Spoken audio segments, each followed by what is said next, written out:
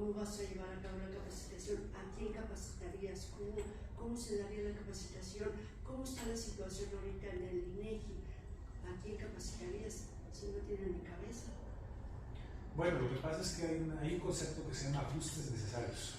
Siempre tenemos un ideal y una realidad. Entonces, las propias leyes y prácticas de los órganos garantes en materia de protección de datos personales ya nos han respondido un poco esa pregunta. Incluso hay regiones del país donde hay tan poco presupuesto que ni siquiera pueden entrar a internet ya para pronto. Entonces se hacen jornadas presenciales y quizá aquí poco a poco tendremos que ir haciendo una visión, como lo decíamos, desde el punto de vista de la hermenéutica lógica, más integral, tomando en cuenta no solamente lo legal sino lo político. Poco a poco ir permeando en esas grietas que nos dan las piedras para que se sensibilice a las personas de las altas esferas y comprendan de manera auténtica que ellos también deben capacitarse para no tomar malas decisiones y que poco a poco hay que ir implementando estas herramientas, pero si no están las herramientas, pues está el capacitador presencial, que es el que acude en las jornadas que son temporales. Digamos así, voy en junio, voy en agosto, y hace el examen presencial. ¿Cierta rama específica? Ajá. Sí, más o menos así funciona eso. Por ejemplo, ahorita que se tiene toda la efervescencia política, habría que entablar o integrar una serie de capacitadores en materia electoral, en materia política. ¿Usted cree que el Estado lo pueda aceptar y lo pueda soportar? Actualmente en el INE tenemos algo que se conoce como CAES. Por ejemplo, ellos son los capacitadores en materia electoral. Y pues... ¿Y usted ha visto cómo son los capacitadores? ¿Cuánto tiempo los capacitan a ellos? ¿Y cómo llegan a los domicilios a capacitar a los que van a integrar las mesas directivas de casilla? 2 horas, 3 horas. ¿Usted cree que con 2 horas la persona que va a fungir con un papel tan importante como estar integrando las mesas directivas de casilla en 2 horas puede tener los elementos para poder hacer un buen papel? Bueno, aquí afortunadamente estos capacitadores como que capacitan a los funcionarios de casilla en realidad. Ellos no van pese a las áreas de oportunidad que existen en su capacitación. Yo fui alguna vez presidente de casilla. Pues a final de cuentas nosotros lo que hacíamos pues sí era revisar, sí tenías que ver, digamos, una credencial en algún momento, pero de alguna manera creo que lo que cuidaba la capacitadora eran los perfiles de quienes integraban esas casillas. Por ejemplo, a mí me puso de presidente porque yo tenía una maestría en ese momento. A la que puso de secretaria tenía al menos una licenciatura. Al que puso como parte del órgano, pues también fue otro maestro. Y creo que esos son como los mecanismos que ellos tratan de ubicar para garantizar que la persona tenga ya, como lo decía justamente Bronner en cuanto a la escritura cognitiva previa, y lo decía también David Onzuel, tengan ya un conocimiento previo que les haga significativa la capacitación. Es decir, ya tienen toda una base de conocimientos que simplemente les hacen más sencillo aprender. Ahora, afortunadamente, está muy sistematizado el tratamiento de datos ahí. Es casi imposible equivocarse porque el INE ya diseña el mecanismo para que tú proceses la identificación y no hay forma de que te quedes con nada. Yo le podría decir que trabajé 15 años en el Tribunal Electoral y sí había muchos problemas, sí había muchas equivocaciones. Claro, son más de 15 años, ¿verdad? Entonces, pues se ha perfeccionado, se ha ido mejorando el sistema. No obstante, yo considero que sí es necesario que se implemente una capacitación, sobre todo en este tema tan importante. Pero vamos a su tesis, a su página 55. Usted habla de una teoría, explíquenla, ¿no? Explíquenla. 55, ¿verdad? Sí. Ok. De su tesis. ¿Constructivismo jurídico? Ok, sí, con mucho gusto. Aquí, bueno, no es el único referente, pero citamos a Cáceres Nieto. El constructivismo jurídico estudia dos cosas: el discurso el jurista y los metadiscursos. Esos son sus objetos de estudio. Ahora, ¿cómo lo va a dividir Cáceres Nieto el estudio de estos conceptos? Lo va a dividir principalmente en el enfoque del derecho positivo y el enfoque del constructivismo normativista. Nos va a hacer aquí una especie de cuadro comparativo implícito.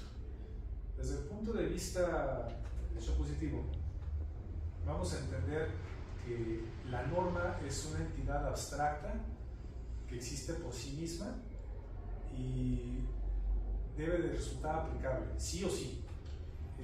Es casi como una especie de dogma, si lo quiero ver así.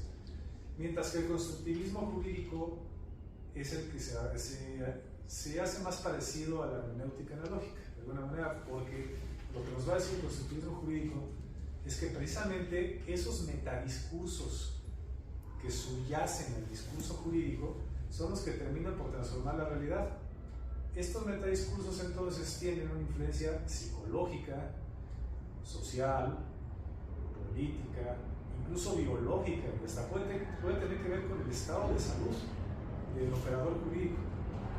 Entonces lo llevan a tomar una decisión u otra. Aquí podemos encontrar un guiño a la teoría jurídica de Oliver Kroner, que decía que el derecho no es otra cosa más que el humor con que se levantó el juez, ¿no?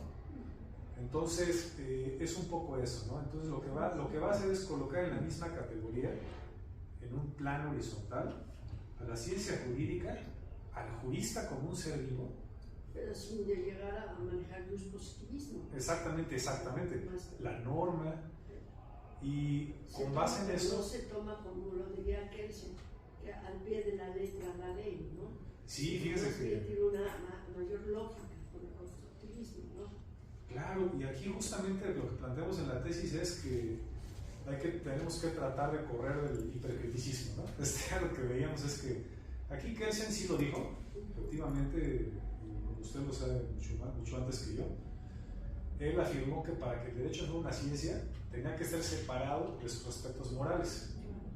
Y pues bueno, esa es la parte cierta, ¿no?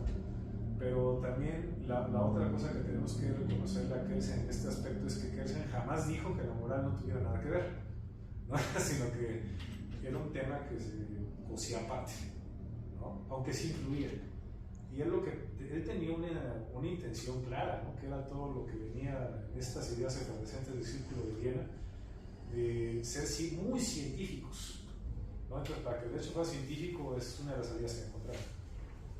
Doctora, ahora por mi parte no es que suficiente.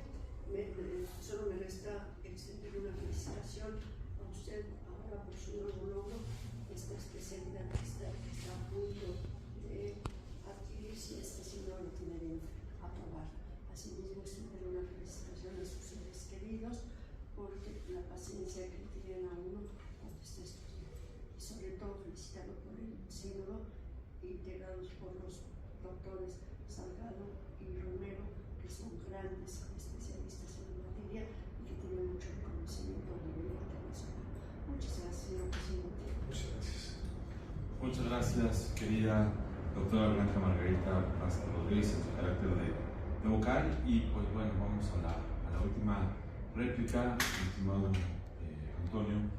Y como se dice en derecho procesal, previo a desahogarla, me es necesario apuntar algunos comentarios de previo y especial pronunciamiento a título personalísimo, porque es para mí un gran gusto estar en esta fiesta académica aquí en la Facultad de Derecho de la Guardia Nacional de Abogados. El estar en estos exámenes siempre es un gusto y además doble, porque estamos con un trabajo terminal, es una tesis, un producto que ya está en grado de extinción, y además en el último año ha sido muy cuestionado el contenido de los mismos.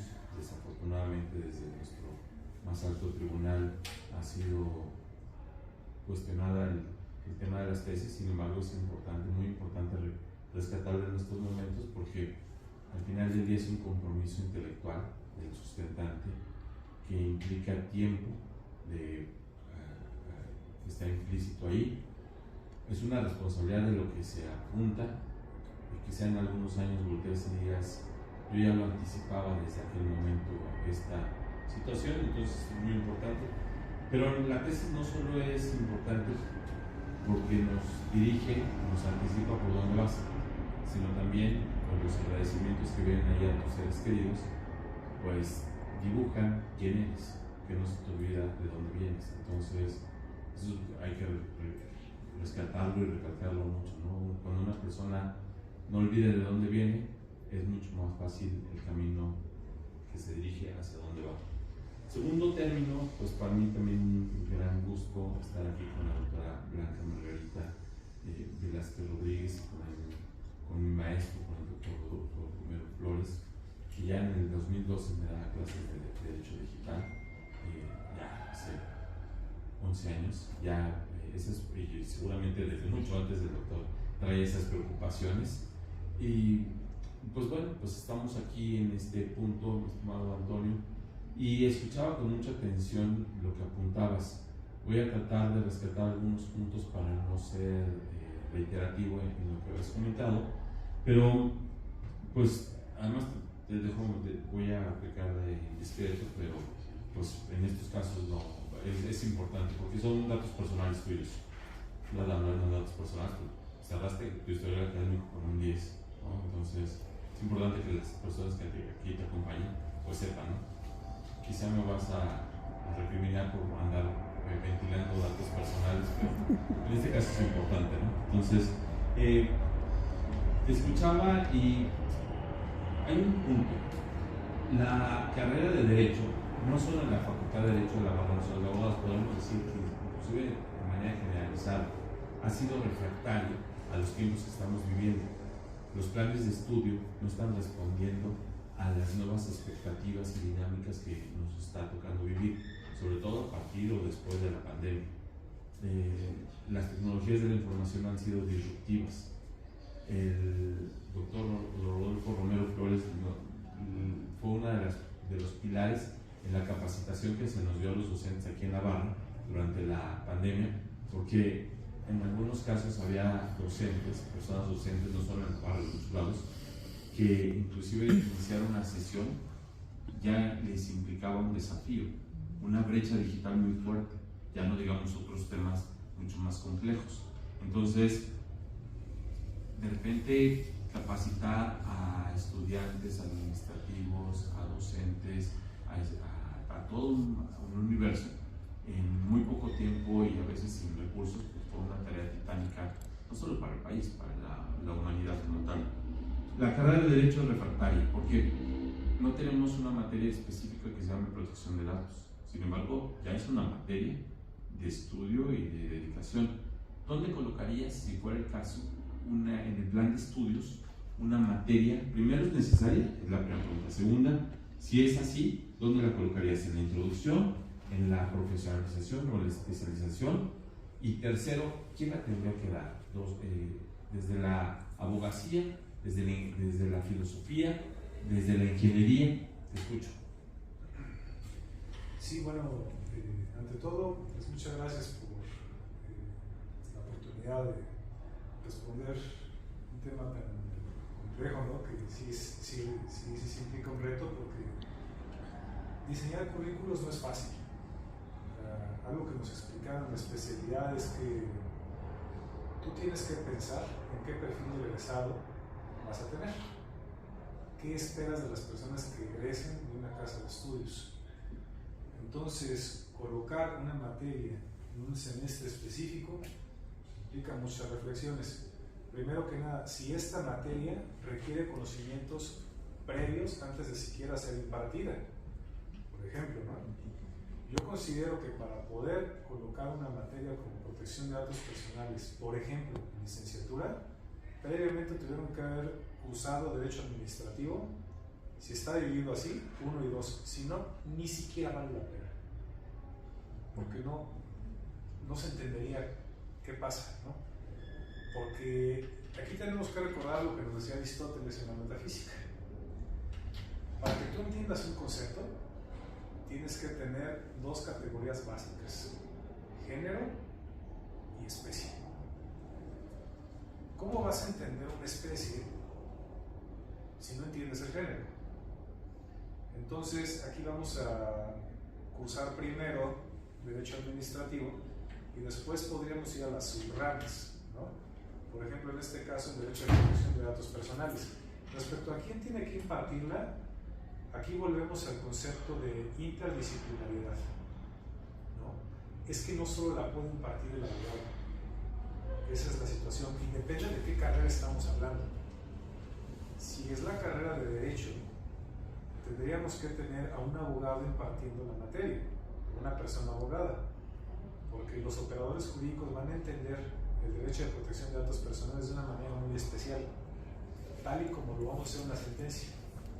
Y quienes van a realizar los peritajes en materia de ingeniería, por ejemplo, en cualquier materia específica, ellos tendrían que tener su propia materia de protección de datos personales, pero en la carrera de ingeniería, por ejemplo, ingeniería en sistemas.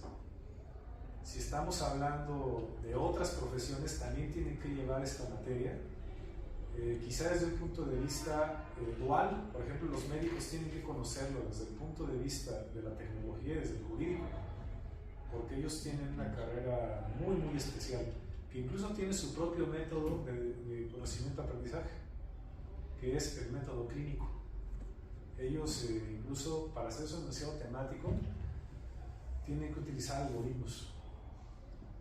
Tú no puedes empezar una investigación en medicina sin un algoritmo, que va a tener como categorías inamovibles el lugar donde estás estudiando la enfermedad, la población que estás estudiando, el tipo de virus, la temporalidad, etc.